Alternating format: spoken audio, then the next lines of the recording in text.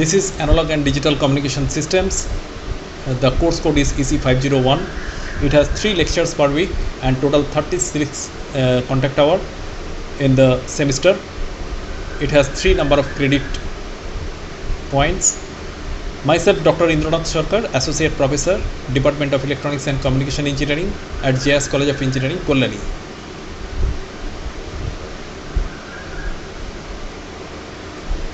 It has 5 course outcome. At the end of the course, we expect the students will able to explain the importance of amplitude and digital modulation, demodulation schemes, analyze analog communication systems for their signal to noise ratio, efficiency and bandwidth, compare the advantage of various pulse modulation technique and analyze their system performance, demonstrate signal representation, analyze various digital communication techniques, can compute the bit error performance and compare their advantages and limitations.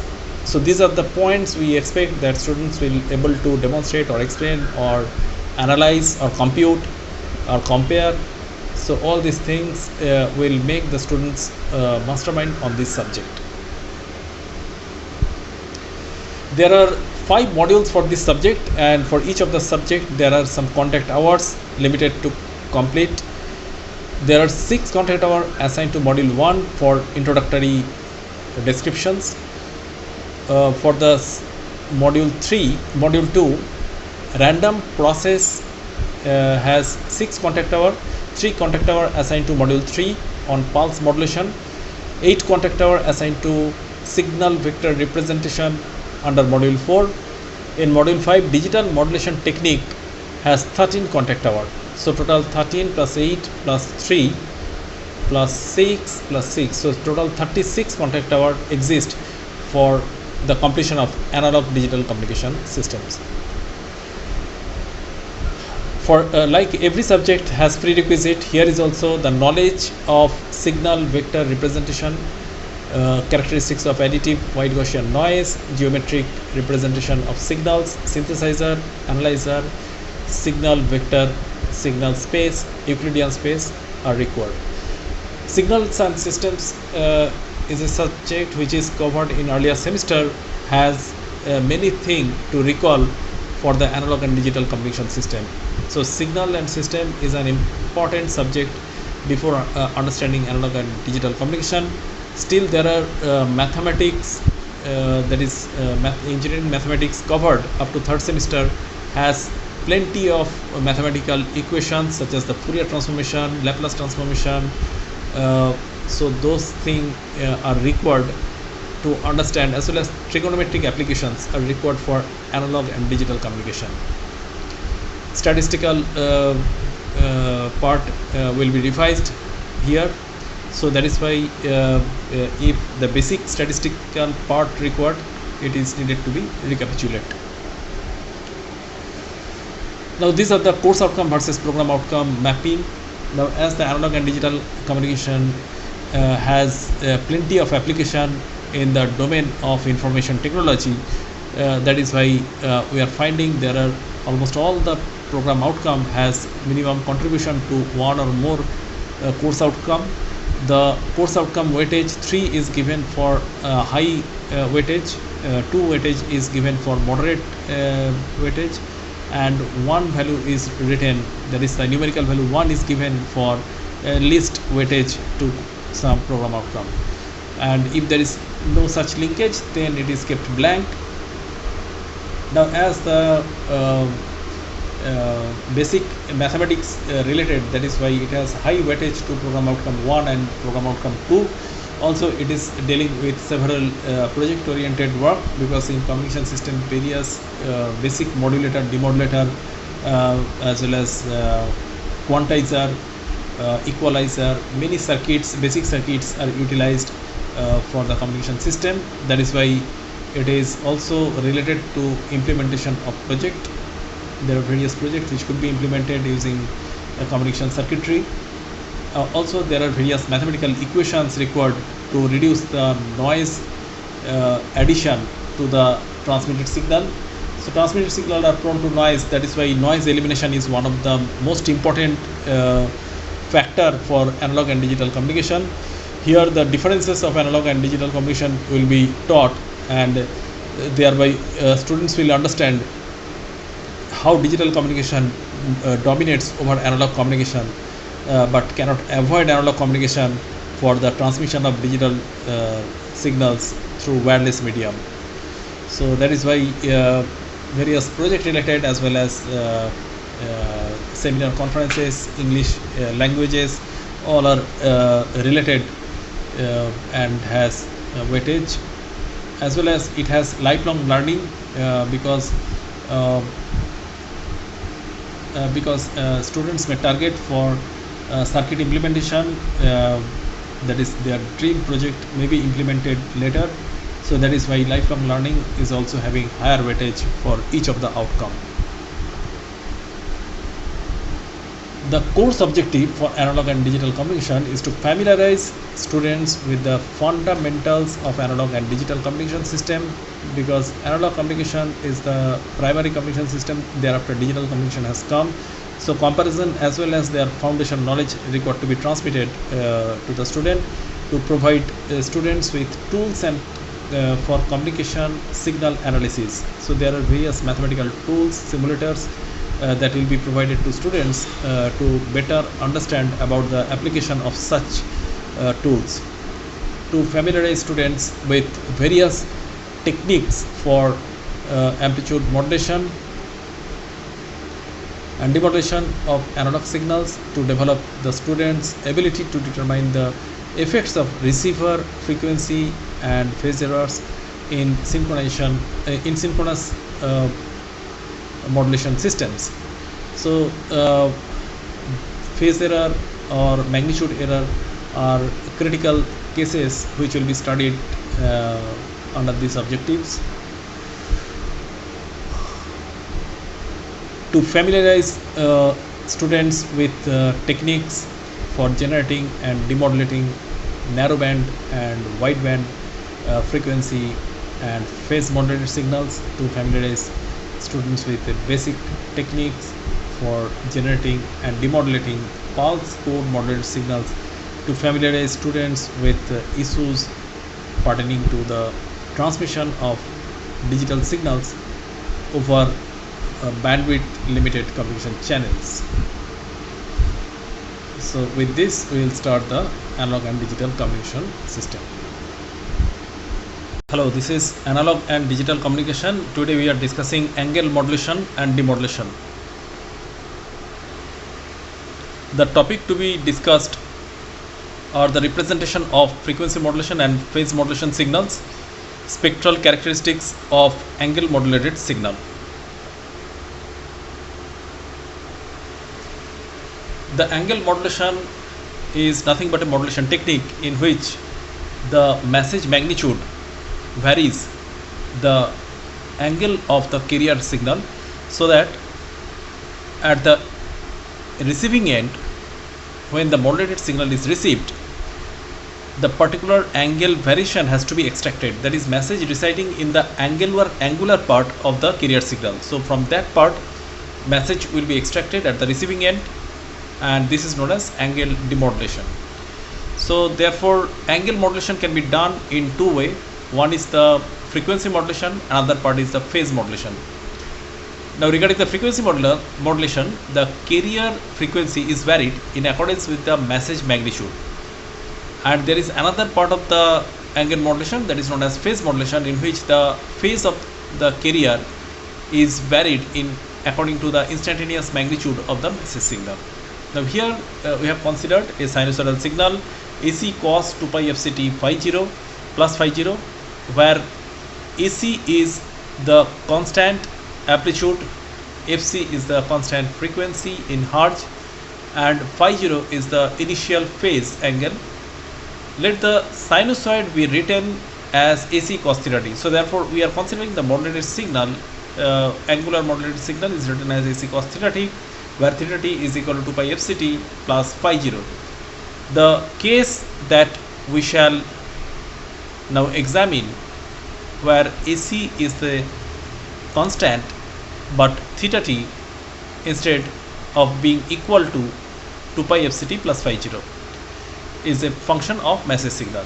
So this is known as the angle modulated signal, because in the angular part of the carrier we are introducing the message. So therefore two important cases of angle modulation, that is frequency and phase modulation, yields. The features of angle modulation can be illustrated in this way, that they can provide much better protection to the message against the channel noise as compared to the linear modulation schemes. And this is obvious because the nature of the noise is to superimpose on the magnitude part of the modulated signal. That is why in case of amplitude modulation we have seen that the modulated signal, if superimposed with noise, then at the receiving end the extraction of the noise is quite difficult if it is crossing the threshold limit. Whereas in case of frequency modulated signal, if the noise is superimposed on the magnitude part of the modulated signal, we can still extract the information from the frequency or phase part of the modulated signal, as the noise is not able to contaminate the frequency or phase part. And if there is a amplitude fluctuation due to the superimpose of noise in the angular modulated signal, then there is a chance to suppress this noise by means of a limiter circuit.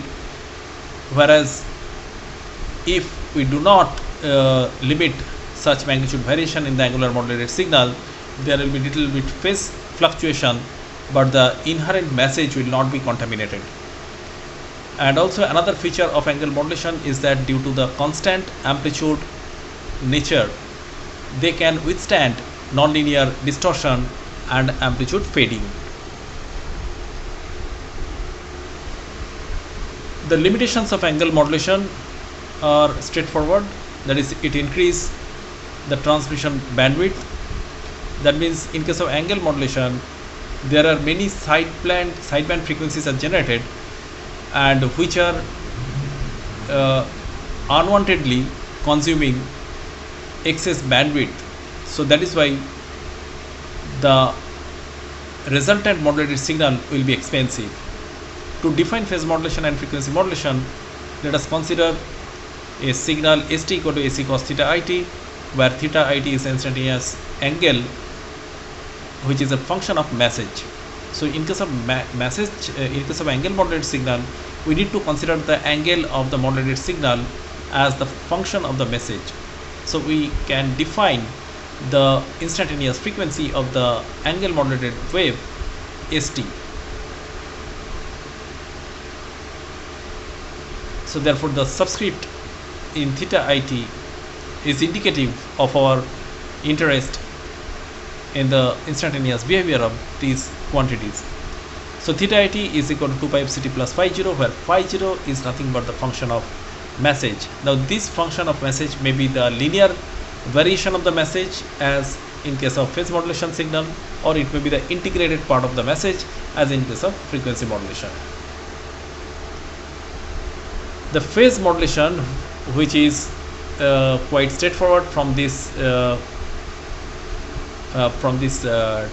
time diagram, where it is showing that the carrier frequency is normally has no phase variation, but due to the phase modulation of message signal on the carrier, there is a variation of the instantaneous phase of the carrier signal.